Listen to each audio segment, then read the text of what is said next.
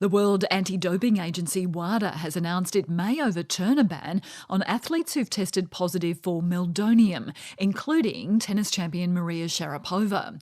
WADA has admitted that it's unable to establish how quickly the drug leaves the body. That means Sharapova and other athletes may have taken the drug before the ban took effect. Anne Barker reports. Russian tennis star Maria Sharapova last month became the highest profile athlete banned for taking Meldonium. It's a drug that increases blood flow and was found by WADA to enhance an athlete's performance. She tested positive for the drug during the Australian Open, and she admitted she'd taken Meldonium for years but under another pharmaceutical name and wasn't aware of the new ban. For 10 years, this medicine was not on WADA's ban list, and I had been legally taking the medicine. But now Maria Sharapova might be back on court far sooner than she'd hoped. The world's doping authority has relaxed the rules on Meldonium. It's announced it may reverse the ban for athletes who tested positive before March, admitting it's impossible to know whether the drug was taken before the ban came in on January the 1st because traces of Meldonium can stay in the body for months.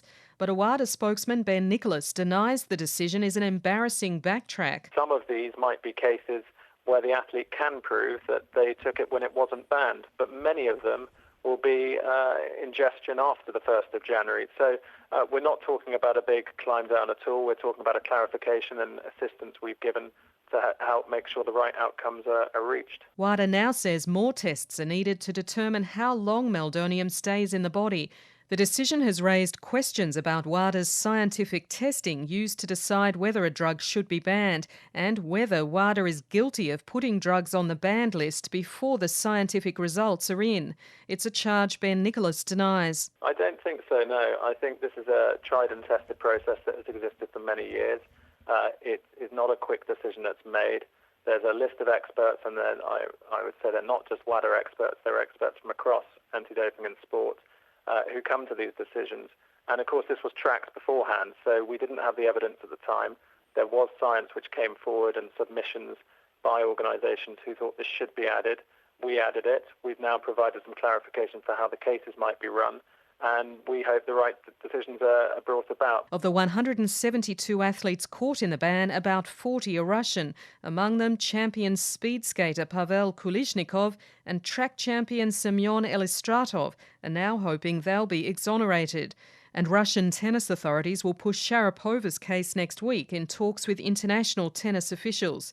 Russia's sports minister is Vitaly Mutko.